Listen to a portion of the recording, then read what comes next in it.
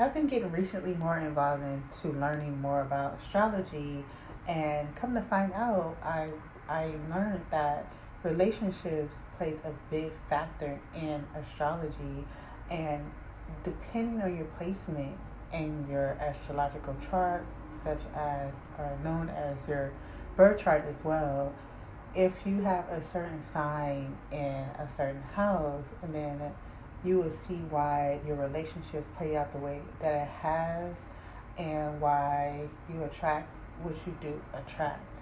And basically, this is based on your seventh house.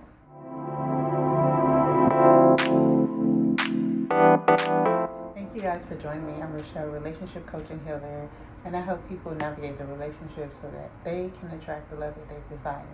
So I'm about to be talking about relationships and how you can find your sign in the seventh house, so you can know more about your relationships and who the type of people you attract and the situations that may occur in your life when it comes to your relationships. So again, we have the seventh house. The seventh house rules all of our relationships, such as our marriages, our committed partnerships of any kind, and things we recognize in other people that is a reflection of us. It can also show us what we need in our relationships, or the partners, or the patterns that we continue to experience in our relationships.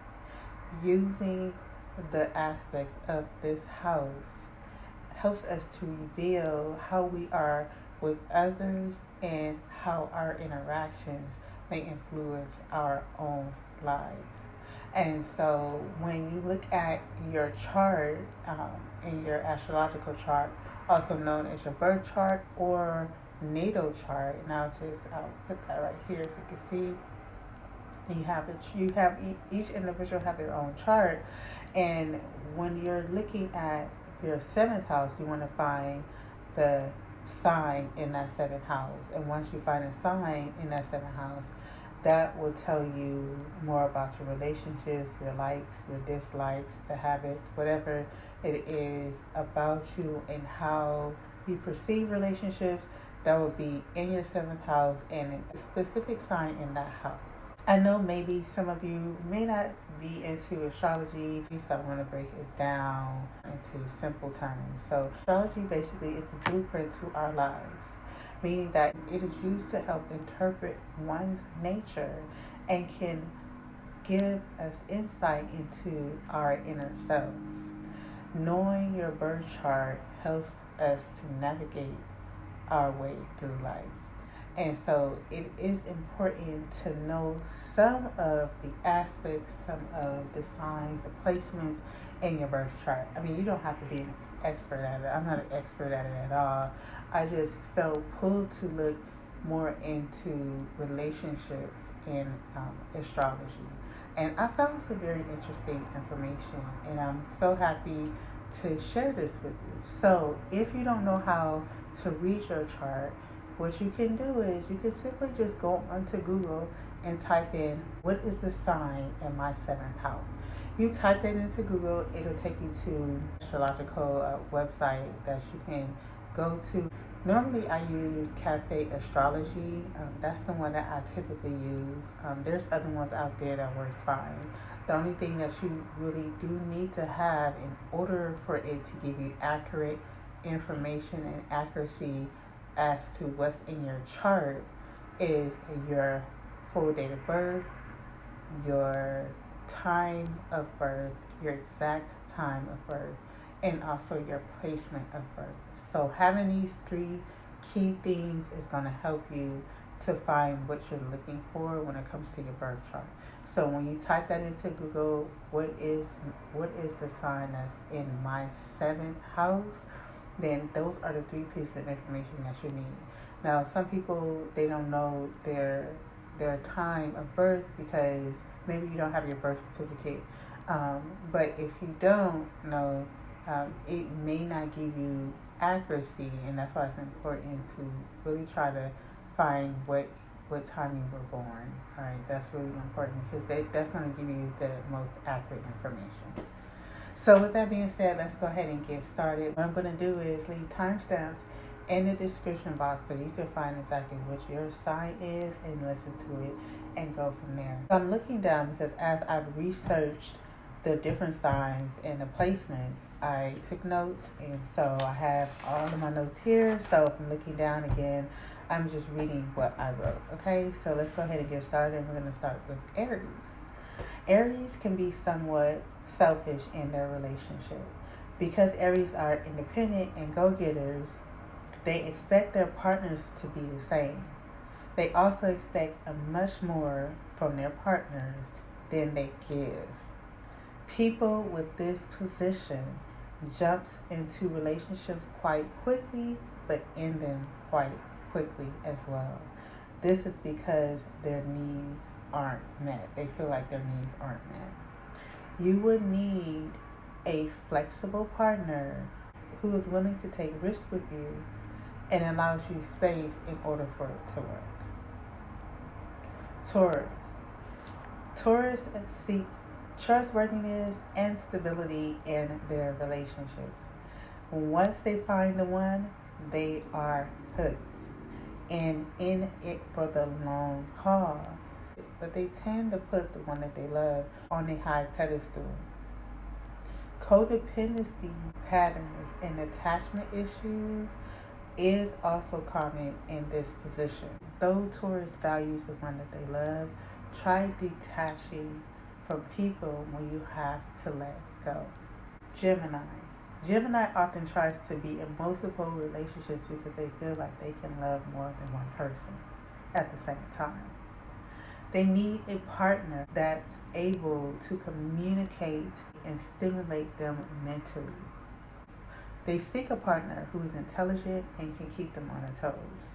The best relationship to have in this position is to partner with someone that keeps you excited and engaged.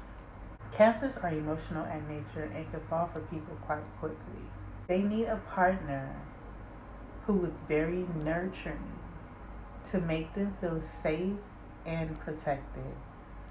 Be careful with choosing someone to commit to, as codependency patterns must be watched out for in this position.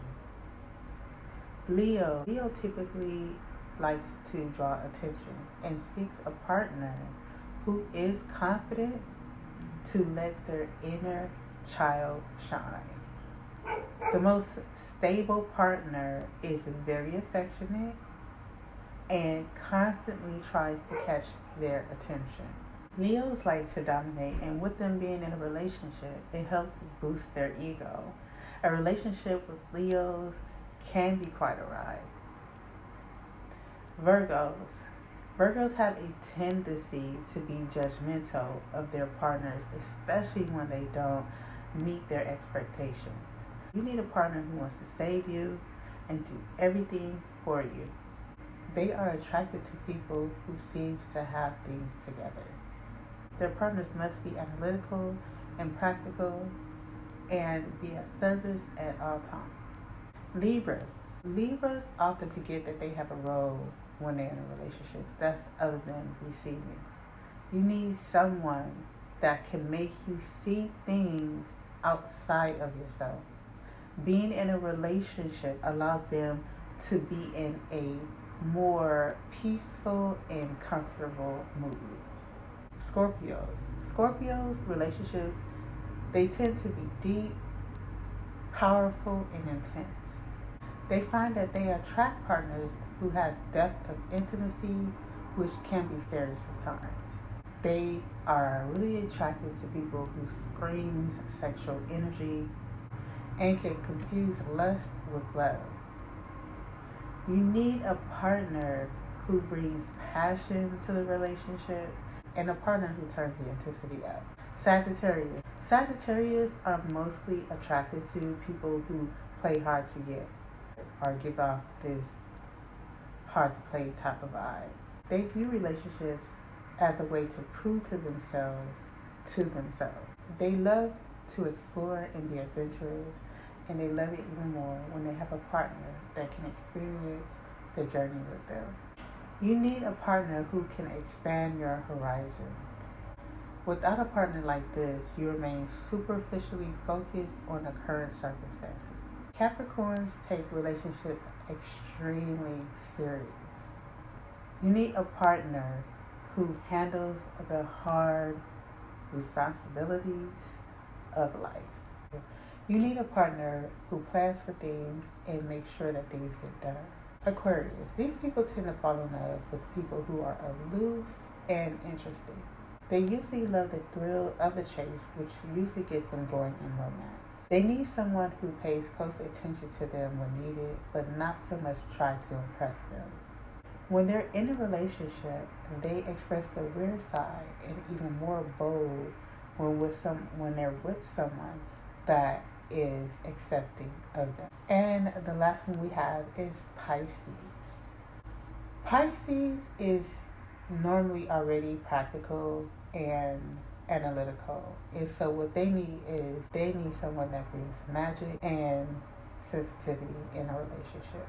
There's a tendency to lose oneself in other people's ideas, which makes boundaries so difficult for them. The good side is that they are capable of overcoming obstacles. And the downside to that is that they only do it when someone else asks for it. Pisces are attracted to people who move them in a spiritual way. You need someone who's a dreamer, who's romantic, and can transform the relationship in a powerful way. So that is it for today's video. I hope you guys enjoyed it, and I hope that these signs actually resonated somewhat in the situations or the type of people that you're attracted to in your life. So with that being said, make sure that you guys subscribe, turn on your post notifications so you won't miss any videos that will be uploading on a weekly basis. And until next time, I will see you guys in the next video. Take care. Bye.